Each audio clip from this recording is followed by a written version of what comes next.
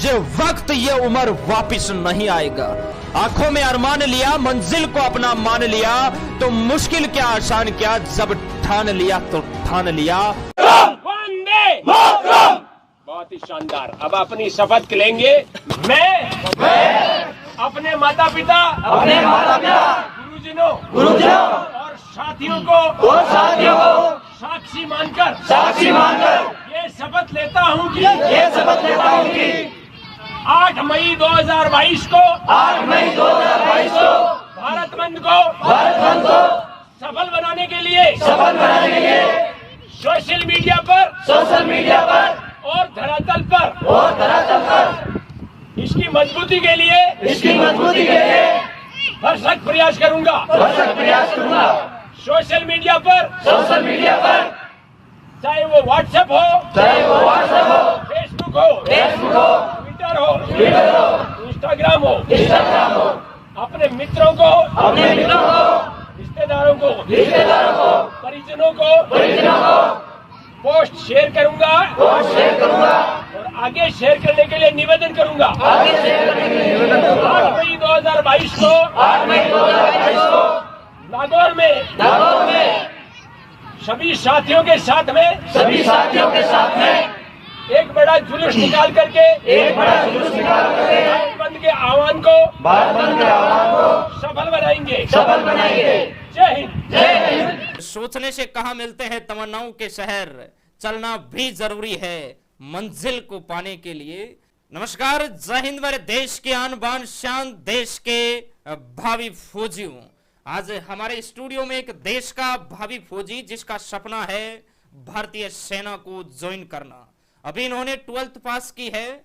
आपका नाम बताइए। विकास जी, आप बड़ा होकर क्या बनना चाहते हो? इंडियन आर्मी में देश की सेवा करना चाहते हैं। बिल्कुल, आप जज्बा देखिए, इनका जुनून देखिए। बड़ा होकर इंडियन आर्मी में जाना चाहता है, अपनी मातृभूमि की रक्षा करना चाहता है।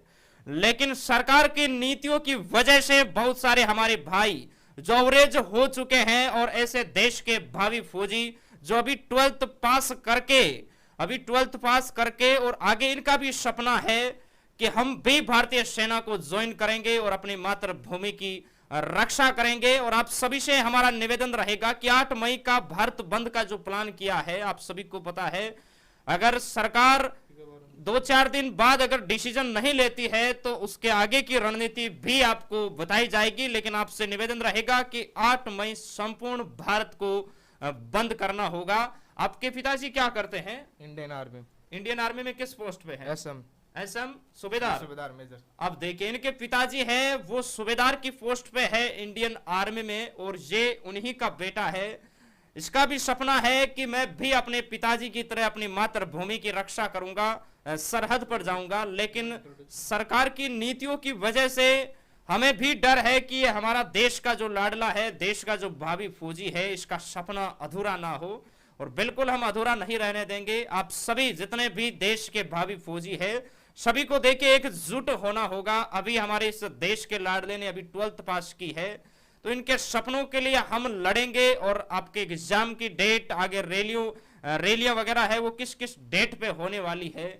आप क्या मतलब मैसेज देना चाहते हैं देश के? मैसेज देना चाहता हूँ कि जो सरकार की नीति है ना, उस पे हमको नीचना चाहिए, क्योंकि हम सरकार को वोट देते हैं, सरकार को चुनते हैं, हम पूरा हक है कि सरकार से लड़ने के लिए। नहीं माने तो वो कहते हैं ना, सीधी अंगुली से घी निकलता है, अंगुली को टेढ़ी भी करनी पड़ती है। क्या बात है, कितनी अच्छी बात कही है कि सीधी अंगुली से अगर घी नहीं निकलता है। सरकार सीधी बात से नहीं माने तो अपन को बात में आंदोलन किया तो उससे कुछ फर्क पड़ा था बच्चों पे, कुछ सरकार पे कुछ पड़ा था फर्क, कुछ पे नहीं पड़ा था। अच्छा, उसमें दम तो पड़ा। 8 मई का जो भारत बंद का जो ऐलान किया है देश के युवाओं ने, आप उसका समर्थन करते हैं क्या? आप अपने गांव को या अपने शहर को संपूर्ण बंद करवा पाएंगे? जी बिल्कुल, मैं बंद करवा पाएंगे, तभी तो पता चलेगा ना सरकार को कि बिल्कुल। आप देखिए, ये इस नौजवान ने अभी 12th ही पास की है, आपका तो एग्जाम भी बचा हुआ है। बहुत सारे देश के युवा जो अवरेज की स्थिति में है, तो हमारा आपसे यही निवेदन रहेगा कि आप भी जिस शहर से बिलोंग करते हैं उस शहर को बंद करवाना है। बहुत सारे मेरे देश के साथी युवा है, वो कहते हैं कि गुरुदेव जो किसान लोग हैं या जो मतलब दुकानें वगैरह चलाते हैं तो उनको परेशान करने से क्या होगा। मेरे दोस्त देखिए, मार्केट के अंदर आपने देखा होगा कि बहुत सारी दुकानें हैं, बहुत सारी शॉप है। हम भी वहां पर गए थे तो उन्होंने कहा कि आप किस लिए भारत बंद कर रहे हैं, क्या हो गया। उनको यह भी पता नहीं है कि 2-2.5 साल से आपका जितना सिस्टम रुका हुआ है, चाहे एयरफोर्स हो, नेवी हो, आर्मी हो, तो उनको पता चलना चाहिए कि जिस सरकार को हमने चुना है, वोट दे के चुना है, वोट दे के चुना है, उनकी रैलियों का हम हिस्सा बने हैं, तो उनको भी पता चलना चाहिए कि ये हमारी जो सरकार है, जिसको हमने चुना है, बनाया है, वो हमारे साथ किस तरह से अन्याय कर रही है। तो इसीलिए आपको अपना शहर है वो बंद करना है, ताकि उनको भी पता चले। क्योंकि इस बार तो आप सभी ने चुन के बना दिया, लेकिन आपको पता है वापस भी चुनाव आने वाले हैं, तो ये सबको पता चलना चाहिए। तो आपको अपने शहर को बंद करना है, उनसे रिक्वेस्ट करना है, उनको समझाना है कि आपकी क्या क्या जायज मांगे हैं, तो वो आपको समझाना है, फिर वो आपका अपने आप सपोर्ट करेंगे।